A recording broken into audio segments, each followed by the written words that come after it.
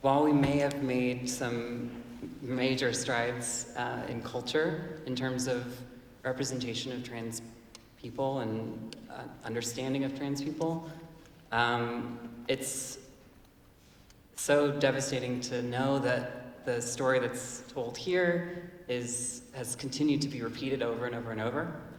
And sorry, I'm getting kind of emotional. And that we're still losing trans lives at such an incredibly high rate, especially those of Black trans women.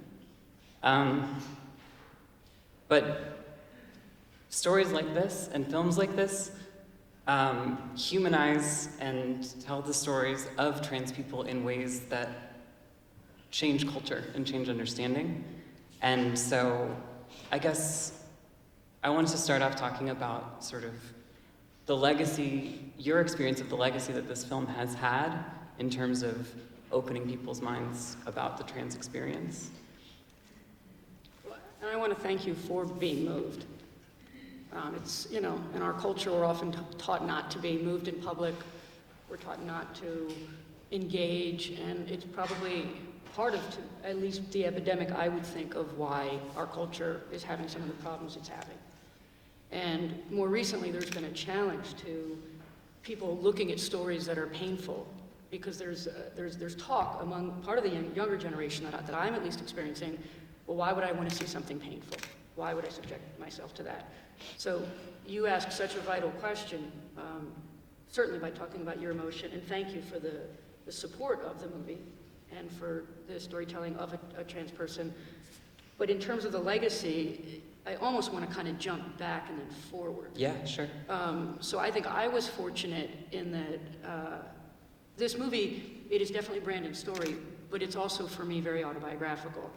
And my parents had me at 15. I was raised in a very, complicated situation, moving around with a lot of people. And certainly, and years ago, if you were a professional female director, you wouldn't talk about physical or sexual abuse because it would diminish your power in the industry, right? What was wrong with you that happened to you? Thank God we've turned a corner with that, but I've always, in the public eye, been very careful about how I talk about myself, but always very honest. And oddly enough, if you're really honest and you have a bit of a sense of humor, you kind of get away with everything. So I've been able to call myself a boy, girl, or, I mean, we didn't have genderqueer back then, but I could say I was trans-ish, even, I don't know if that's accurate, but I've been able to do that. I've also been able to talk about my history of sexual and physical abuse, and I bring it up only because I'm a survivor who has spent, I hate to admit how old I am, but 30 years in all kinds of different recovery and therapy. So for me, the great advantage was I had been at University of Chicago and had to quit because I couldn't get access to my scholarship for very complicated reasons. I moved to Japan and I photographed all over. I lived in Japan, I lived in Thailand, I went to Korea and Hong Kong, and I had my first Contax camera, RTS2 camera with Zeiss lenses. And I just was obsessed with traveling around and discovering culture, discovering people, and understanding how people lived and loved, and about myself. And then I came back, and the reason I tell the story is I was I had finished University of Chicago, and then I went to Columbia grad school. And when I was at Columbia grad film, I mean, I was studying with, Scorsese was there, and Schrader was there, and I'm a big student of history and art and literature, and I was just in heaven, consuming everything I could. But what I didn't realize, and it was starting to kind of sneak up my back, was that it was fundamentally straight, white, male, heteronormative empire that I had been educated within and had found power as a woman and as a queer and, or a genderqueer. So I had my moments. No, I wasn't gay yet. I mean, I was always gay, but I wasn't out yet.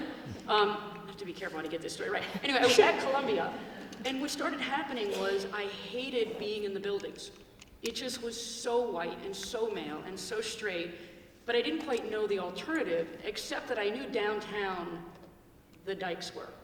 So I just started going downtown a lot, and it was a heyday then, because we had Meow Mix, we had the Cock, we had like all the great queer clubs. They were burgeoning underneath us, and I was participating and loving it and being like so happy that I was gay, like just gay, genderqueer, everything. And I was working on a movie about a female-bodied person, a woman, who was an African American, and passed as white, passed as a man, and passed as a Southerner during the Civil War. So, Interesting. I clearly wanted to tell Yeah. the story of somebody who lived, a female-bodied person who lived as a man. That's generally how my life works. I wake up, it's there, and I have no choice, but I have to do it as well as I can. So I was working on that story, and I went to, interestingly, I had a lesbian, the only lesbian playwright at Columbia, Corinne Jacker. She was great, but like a battle axe, she used to beat all of us up emotionally. You don't know what conflict is. Okay, I think I'll figure it out. That's how Corinne would talk to us. But she said to me, you're telling the story of somebody who is, she used the word past. I don't use the word past, but I'm going to say she did, and she was a dyke of a certain era, so she meant no harm. But she said, you're trying to tell the story of somebody who passes to survive, right? And I would say living as a man to survive.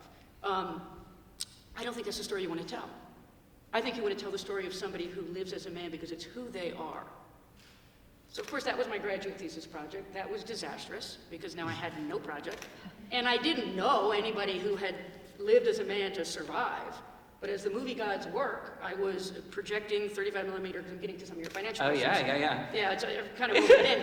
But It kind of went off the rails a little bit. I was like, I'm just emotional and I want to talk about it. no, first. and I do want to talk about the emotion. Yeah. I want to get to Totally. this. No. This is great. I didn't come from means, but figured out how to hustle. So I was usually up all night. I worked at a law firm. I did paralegal work, and because I worked all night long, and I got $2 extra per hour. So I've significantly shortened my life with that job. I also projected 35 millimeter movies on the old, the big, they were used on a warship. These film projectors. And what was great was I got to actually handle the celluloid. Yeah. And I made the changeovers, and I just consumed every movie possible.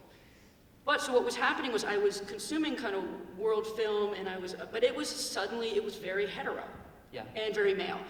And so my going downtown kind of was opening me up, and then all of a sudden, of course, as the movie gods have it, my best friend handed me this article in the Village Voice by Donna Minkowitz. And again, I think it's important that we all know that there's all kinds of different ways of telling stories, but as a social anthropologist and as a historian, I'm obsessed with everything. So I got Donna's article, I have the Playboy article, I had the New Yorker article, I got on LexisNexis, I got everything ever written on Brandon Tina that you could get. I went, and I held that article and I just said that was it. It felt like somebody had come into my life and taken over. And even now when I watch it, it's so intimate for me. And it is as emotional for me as it is for you. I bet, yeah.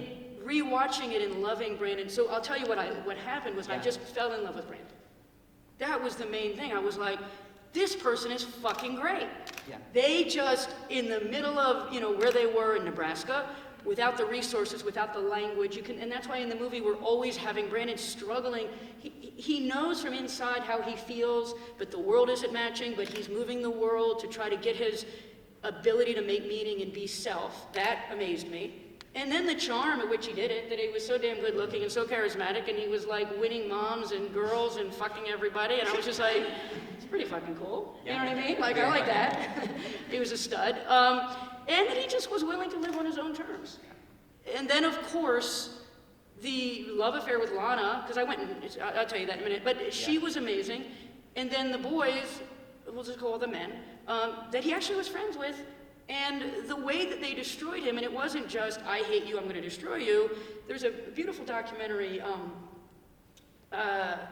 License to Kill, by Arthur Duong. Have you seen that? I have not. It was a great reference point for me, because he essentially did a documentary of men who had killed other men. So essentially, they would go on a date, and then one guy would kill the other, and then the guy who killed the first guy usually said, he would use the words a fag, I'm not gay. And it was the killing of the trans people that was the most violent.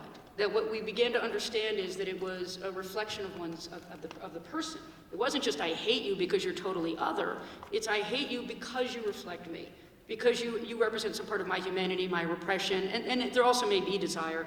And also that the way that the killings happened was generally with a knife. Right, that it had to be in close. So this just so horrified me that night, and even to this day horrifies me, but it was the pure love of self-invention that Brandon had, and then it was the pure terror of the destruction. How much time? 10, okay.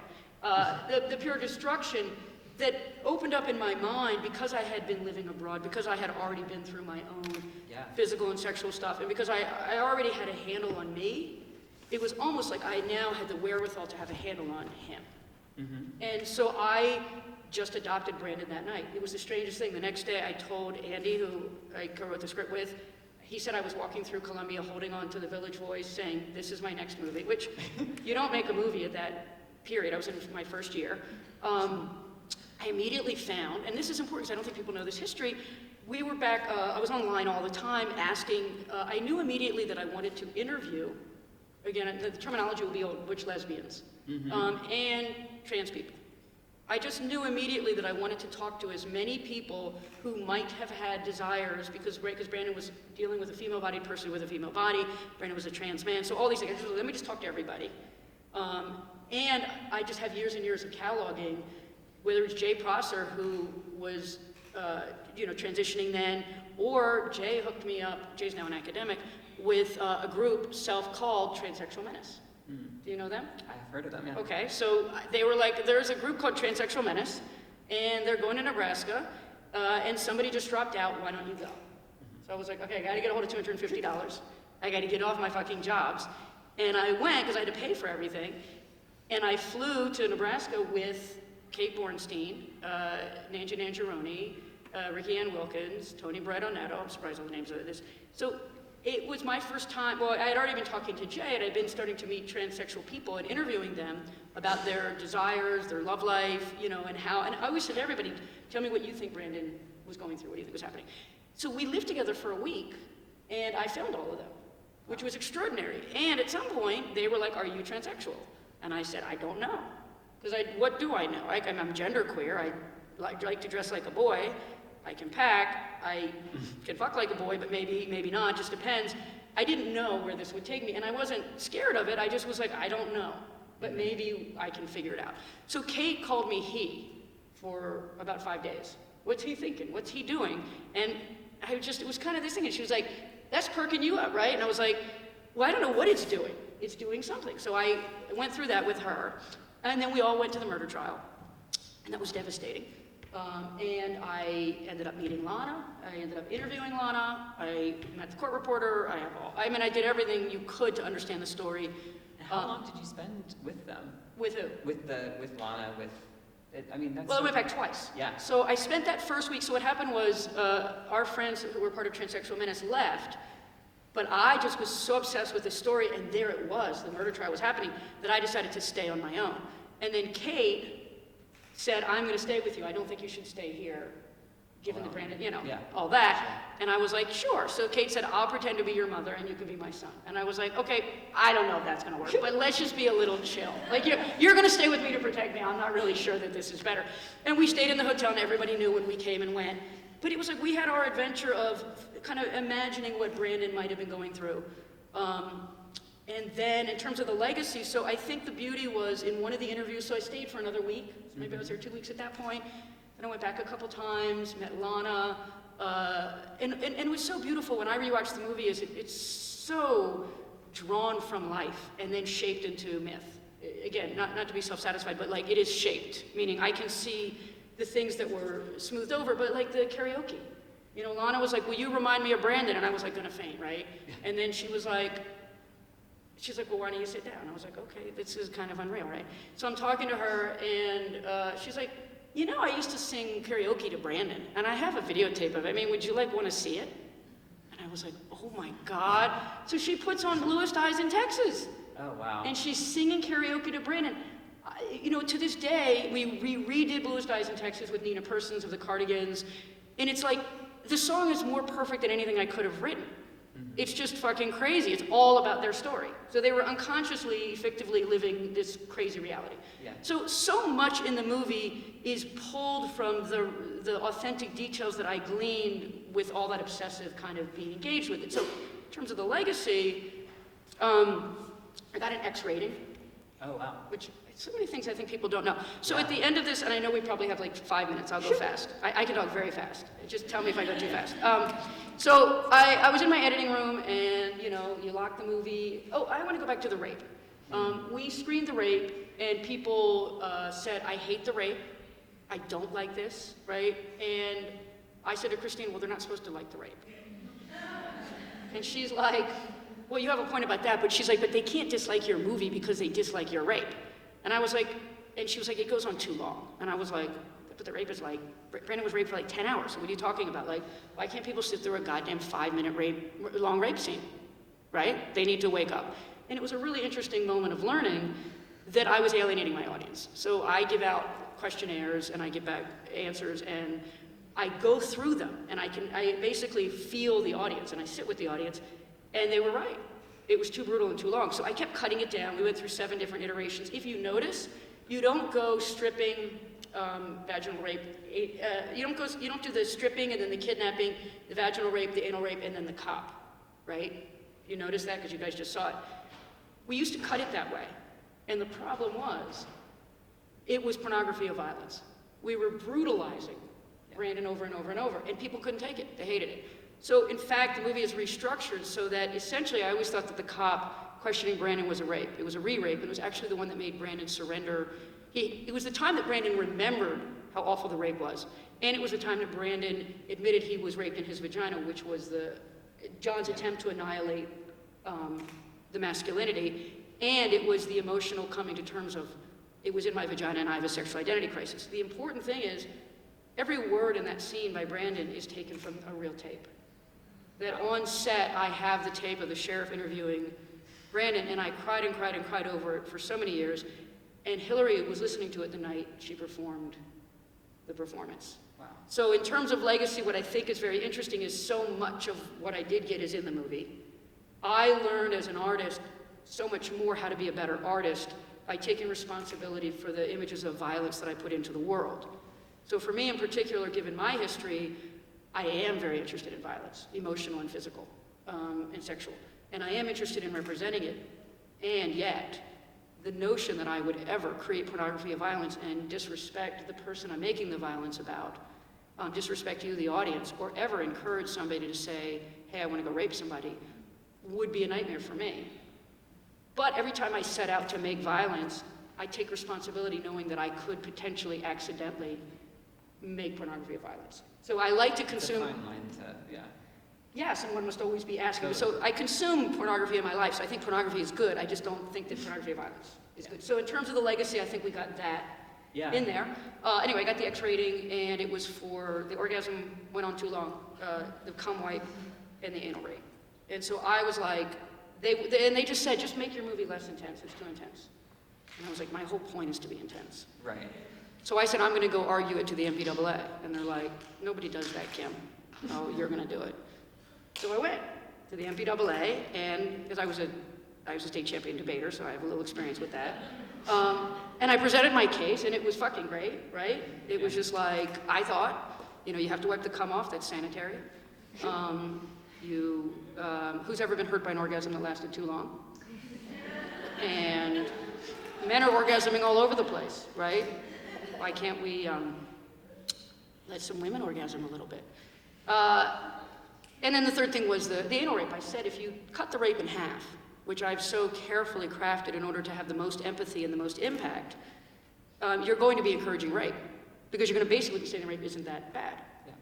Interestingly, my lawyer called and said, you're going to lose by 1 vote. And I was like, what the fuck? And he's like, but you're really going to win because they really like you because you were respectful, and the clergy is behind the movie. So none of that made sense quite yet, but, and I know I have to be so careful because I can't say this, but Christine said, I'm going to open up the editing room for you and you're going to get like 4 hours. That's all you're going to get. You better get your R, right? Because I had been like, I thought that the X was great. So at that point I was like, fine, the X isn't so great, I'm going to get the R, but how do you get an R if you have to diffuse it? So the first recut of the movie, I took 1 frame out. And everybody was like, you got to get motherfucking serious. And I was just like, okay, fine, I'll take 2 frames out. Like, I couldn't, it was like cutting open a child. We did something so clever that I can't even tell them. I'll just say they didn't used to judge sound. So there were just different things you could do in the editing room. And who really knows how long a frame is if you're not counting frames. But anyway, so we preserved the integrity of the movie. We showed the X in Venice, and then we showed the R everywhere else. that was part of the legacy that was important. And then the next interesting thing was, I was at the Venice, Toronto, New York Film Festival. I'm a New Yorker. Anybody here a New Yorker? Okay. When they tell you you get into the New York Film Festival, you die at that moment. So they told me, and I was gone. But then they said I was going to be profiled in the New York Times, and I died again. But as a New Yorker, I was just like, oh my God, this is it. Like, I did it. And then they said, no, you're going to have to do press. And I was like, what's press? And they showed me books of press. And Christine gave me a great piece of advice I would give to all filmmakers. Time? Okay. Oh, there's not enough time. Okay. What I would say is, Christine said you should never turn down an interview because you are the engine of your movies. You are the salesperson. And that's not to say that in terms of capitalism, like, oh, I'm trying to make a buck. It's literally the independent filmmaker who came, you know, any of us, but most of us who came of age in that time, these were our life and death issues. So I've never turned down an interview, almost. And so I've done 10,000 of them, and it was a great lesson. But I do have to tell the Oscar story. It's 2 minutes? But, okay, and you guys can... Listen, I can sit here all night. Yank me off the stage when you want. But I'm trying to give you guys, because you asked legacy, I'm trying to stay on point. Yeah. So then they were like, oh, you're gonna have to do a lot of press. I'm like, okay, and I can never turn down an interview. Okay, I'm getting all this down, and you know, and Hillary's gonna become, you know, really famous, and you're not. And I was like, why? I don't understand. Why? That's not fair. Okay. We want you to go speak to the people at the Golden Globes. And I was like, what's a Golden Globe? Like I had no idea about film culture, other than I just knew about films. And then so I interviewed those people. They're kind of funny and nuts. And then as we were going towards the Oscars, like we got nominated for 2, which was crazy. And you know, and then I went to the Oscars, right? So they had to dress me. That was just complicated because how do you find the right tux at that point? I now have a perfect tux, but I didn't. So I go to the Oscars and I'm on the red carpet. And I'm being interviewed by Joan Rivers, right? You guys know who Joan Rivers was. Another high point in my life. So I'm being interviewed by Joan Rivers, and you know, she's there with her daughter, and they're just like, so tell us about this movie. And I'm like, oh, I made a movie about, you know, this, and we said girl back then, we would say now female-bodied, but about this girl who lived as a boy, and it's about how he lives and loves, something like that. And as Joan spoke to me, and as I spoke to Joan, there was a camera on both of us. And that was being telecast on the live show. Also, they shot it up on a huge thing. So all of a sudden, I'm looking at her, and I'm seeing myself there. But what I see is the chyron, Brandon Tina, who lived and loved as a man. That was the chyron underneath. Now, you have to understand, culturally, up until then, it was, in the Playboy article, Brandon who masqueraded as a boy, Brandon who pretended to be a boy. So it was always blaming Brandon and making Brandon deviant. Right. This was the total just celebration of Brandon, and I couldn't believe it, and I looked at her, and then I heard this sound. So remember you have big cell phones? So I stupidly brought my huge cell phone onto the red carpet, and so I'm standing there, and in the middle of talking to Joan, my cell phone's going off, and again, I stupidly, because I don't know, I guess I didn't have any training, I just reached over and I opened it up. Yeah, I was on television, and I was on the chyron, and why not pick up my cell phone from who the hell knows? And it was all my dyke friends who were together in New York watching, and they were like, yo, stud, you just said trans person, and you said butch lesbian, and you know, on the red carpet. You said it on the red carpet. 80 million people heard it, and they were just all screaming. They couldn't believe that that language had been said positively in that form. Yeah. So that was part of the legacy. But then really the legacy in a bizarre way, I mean, you guys could tell me, but I have been so humbled that I've had straight white men over and over and over just come up and say, I love Brandon. I just love Brandon. You know, or people come up and say, I understood myself better because of your movie. Or I understood my kid better because of your movie. Or, I mean, I've been all over the world, every country, India, Japan. You know, the opening in Italy was great because we showed the movie. It was the X-rated one, of course, for Italy. And the people, I didn't know what to expect, but they gave it like a 10-minute standing ovation. So I'm only totally humbled because I love this movie. And they come up and they just keep saying, I love for Brandon. I love for Brandon. I love for Brandon. And that was kind of like, it was great. So I think that got some of your legacy, but it's still, you know, unfolding. I mean, it's so interesting to watch a movie like this have a life of its own for 20 years. I know. I mean, like, and it's culture and representation, but just like the kinds of stories that are allowed to be told, able to be told, this opened doors that, you know, trans men still, in terms of like trans stories that you see on screen, like trans men are still much more infrequently talked about in Yes. film and in media. In media and in our world. And in our world, exactly. Yeah. And I think that like the work that this film has done to introduce and humanize trans masculine people to cisgender audiences is like, it can't be overstated for the effect that it has had in its legacy. Thank over you. Those 20 years. I mean, we thought, if we were lucky, that any of you who are in New York will know this, that we were going to make the movie and it would screen at the Two Boots Cinema and you would eat a piece of pizza. Right? And that would have been fine if my friends showed up and they thought it was good. But so for you to say that it's had this effect, Yeah. coming from you, and it literally is a dream come true for all of us who said, we don't want another person to get hurt. We don't want another person to, be destroyed. We don't. And I felt that my biggest obligation was to humanize Brandon, to bring Brandon Tina to life in a way that felt honest to Brandon, and that moved people and allowed people to walk in Brandon's footsteps. And I became a director by making the movie because I didn't think I was qualified. I mean, I always was like, I don't fucking know what I'm doing. I was in grad school, when I made it. So it was like I was a graduate student, but I was so determined to learn from the best teachers and teach myself and listen to what trans people say, listen to what lesbians say. And really, like, if you notice in there, Brandon says, I'm not a fucking dyke. And that pissed off a lot of lesbians, right? But I was just like, guys, Brandon didn't want to be a dyke. It's important that we understand Brandon's viewpoint and the language he would use. And they were like, well, won't that encourage hatred against homosexuals? And I was like, I don't think so. And I really had to take the temperature. Yeah.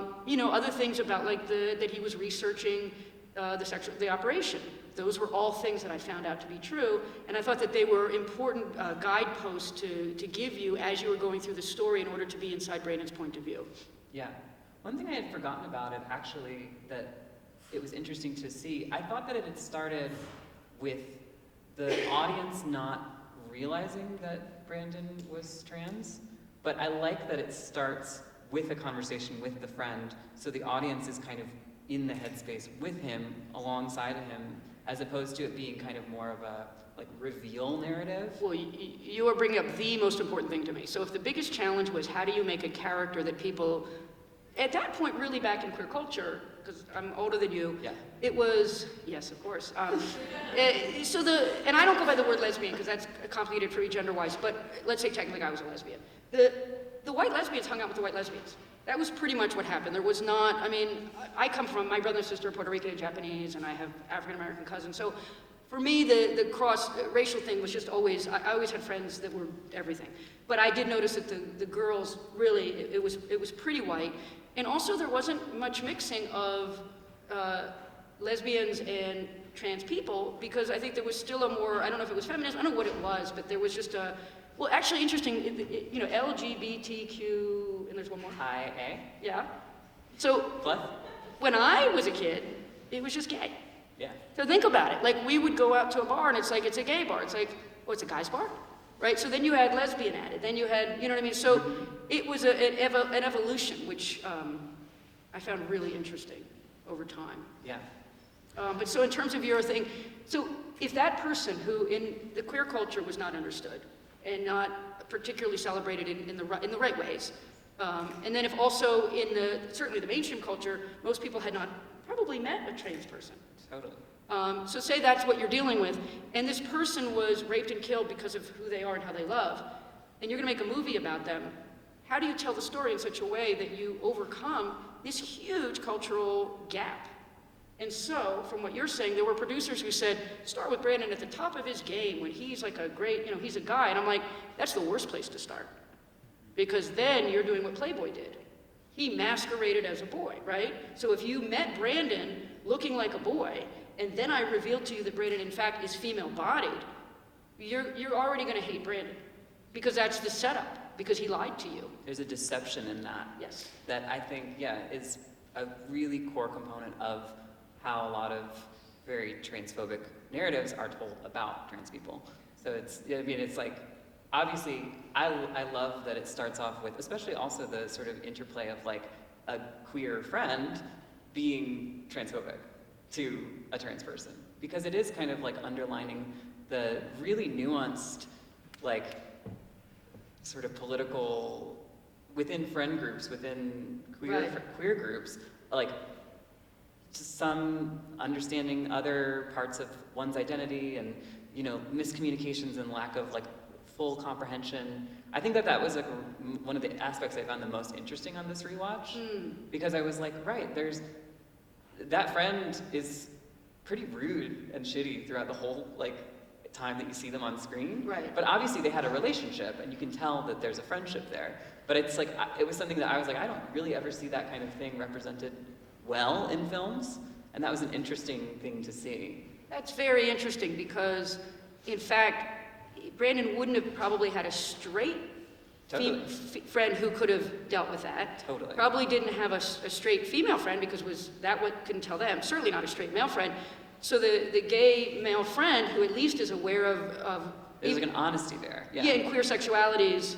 Again, I understand that if you found Lonnie offensive, and I take responsibility for that, I think I kept the cousin in a register of, they're gonna kill you, right? I was trying to make it very clear that Lonnie's understanding of the world is you're gay, you keep it closeted, you keep it back. And it's really important for people of my age, they'll remember, but you know, as you've got the younger generations coming up, you still have horrible murders of trans people, you still have homophobia, but at least on the cultural level, it's identifiable what we are.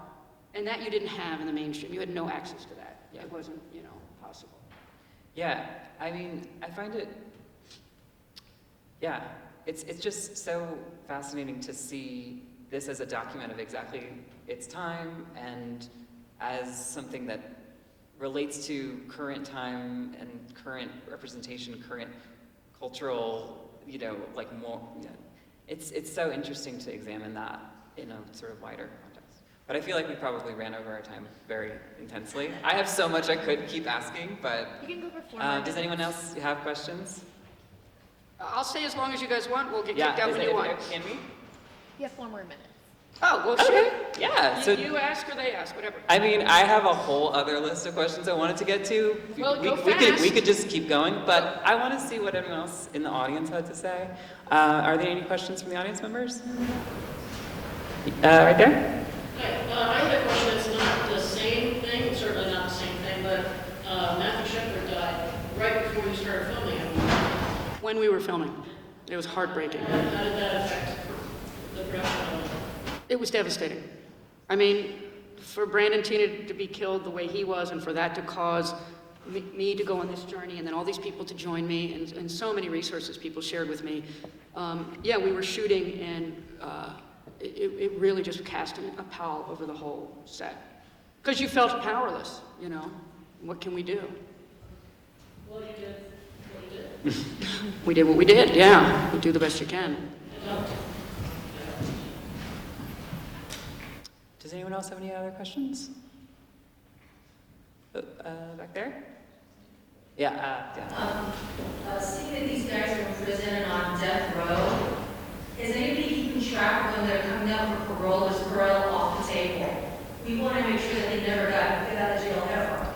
Well, Tom got out because he turned state's evidence against John. He got out of jail? Yeah, because and that's kind of what I weave throughout the movie, is that he's always the one who's the betrayer.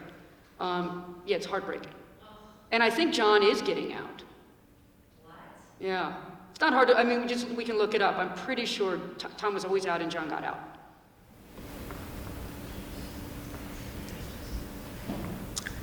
Should we do one more? Right there?